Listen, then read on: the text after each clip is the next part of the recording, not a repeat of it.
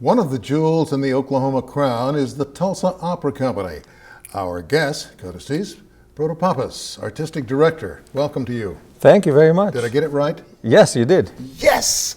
Had to work on that. Yeah. It's good you're here. I'm grateful to be here. Thank you. I want to point out something before we get into Tulsa Opera that I was not aware until about 20 years or so ago that opera has quite a following in the United States and has had for many, many years.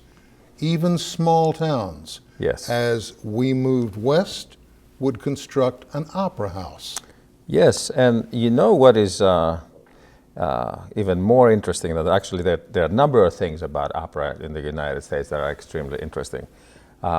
Obviously, opera at the beginning was a transplant here in the United States, like symphonic music. It's what a lot of the first opera companies were founded by Europeans, and that was over 100 years ago. And but then it took hold, and as you said, any new town that was built and had any aspirations of being anything more than a trading post, essentially, would have an opera house, and they usually had touring companies. They had touring singers. Eventually, they started building local companies. I mean, the Tulsa Opera Company is 67 years old, so it's actually one of the oldest in the United States. But the other thing that is extremely interesting is that now more new operas are being written in the United States than in any other part of the world. I did not know that. American opera is essentially contemporary opera. They write new operas in Europe as well, but those are really they're usually very experimental. They are for the minority. But here in the United States, because we sort of married the tradition of opera with that of the American musical theater, we have new operas that are being written all the time for mainstream audiences. So although it was initially an imported art form, now it's very much an American art form. That's interesting. I recall back in the 60s when someone produced a showing of Carmen set in a football locker room. Yep. And I went, whoa! And I caught that production. It was very good. Yeah, the modern productions is also a very interesting topic in that for the traditional works here in the United States, we tend to produce them the traditional way. Over in Europe, it's the opposite. Nowadays, you will more likely to find what we call an updated production that sets Carmen in a locker room or in a trailer park or whatever. Sure. And they do some pretty crazy stuff that sometimes work and sometimes doesn't. But so here in the United States, we perform the traditional operas the way they were supposed to be, but we write new ones to talk about modern themes. You know, it's intriguing to me to recognize, too, that you don't have opera without musicians. I mean, with opera, you have incredible voices. But you must have musicians on hand to work parallel. And amazingly, we have outstanding voices and incredible musicians in this part of the country. Yes, we do. Yes, we do. And Tulsa has had orchestra and has had the opera company since 1948. Has had a symphony orchestra for the better part of the 20th century, and has a ballet company for 50 years. And also, of course, Oklahoma City has the Oklahoma City Philharmonic. We have the Oklahoma City Ballet.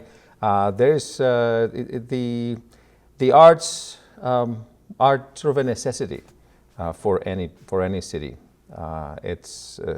They provide a different artistic experience. Quality of life. It's really an asset for any city. So most cities try to cultivate that. And the interesting thing is that, again, in the United States, it's private initiative that develops. It's the engine behind they are not. Yeah. These are not state entities like they are in Europe. These are private non-profit corporations that are founded for the benefit of the community. Let's talk about what's coming. Yes. Because I know a lot of folk out there are anxious to hear about the upcoming production and what is to follow. First of all, what's the next production? Our opening production for this season is Puccini's La Bohème. It's probably one of the most well-known, one of the most classic, one of the most romantic, and a lot of people will recognize it. Even people who don't go to the opera much, they've probably seen Moonstruck with Nicolas Cage and Cher, and it was a great movie. And there's the focal scene where they go out on a date and they go to the Metropolitan Opera, and the opera that they see there is La Bohème.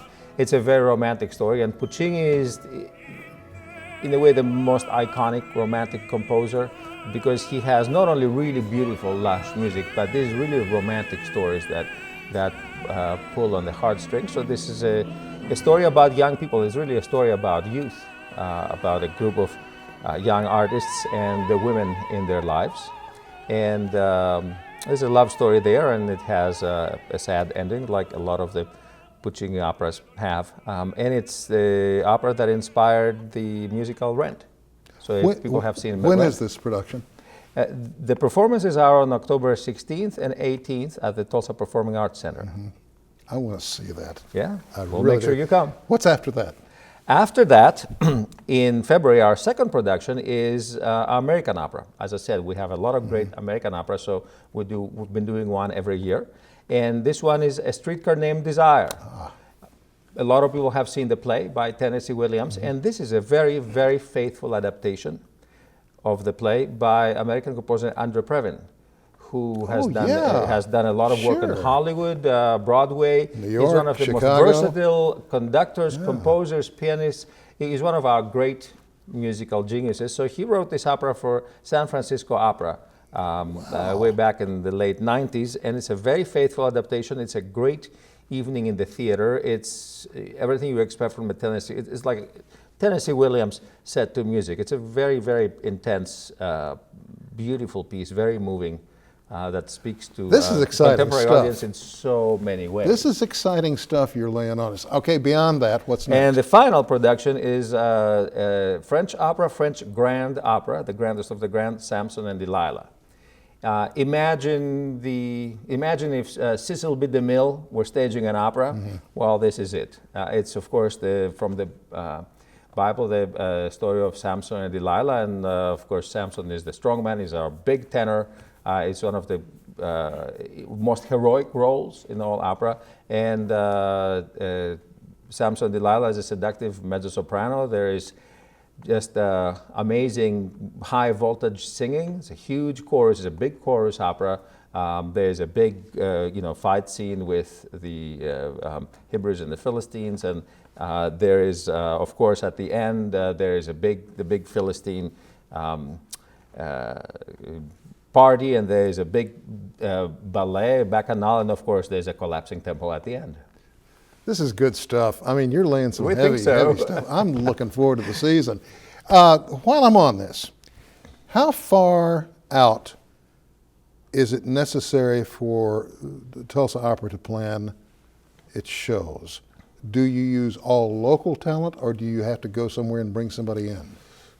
We usually plan things about 1 to 2 years in advance. I, as artistic director, have to have plans before anybody else. So usually I stay about 2 or 3 years ahead in my notebook. And when I plan the repertoire, I find the appropriate productions, the appropriate singers. And it's, you can say that opera in Tulsa is a product that is assembled in Tulsa with international ingredients. We have singers from all over the country and all over the world. A lot of them that sing the leading roles come from all over the country. There are people who sing at major opera companies in the United States and in Europe. We have a lot of people who sing at the Metropolitan Opera, Royal Opera House, Paris Opera, Chicago, San Francisco, you name it. And we have a lot of emerging young American artists who are at the Some at of the them breaks. right here. And we also have our studio artists who are hired through national auditions, and they spend 2 entire seasons with us. And they live in Tulsa the entire year. I hate to do this, but we're out of time. You'll come back? Yes. Good. We're all out of time. I'm Sam Jones. Thank you for joining us, and I'll see you next week on Perspective. Thank you. Thank you, Sam. That's This a lot is of fun. exciting stuff you're talking about here. Wow. Oh, I wouldn't miss that first show. Good. I wouldn't miss.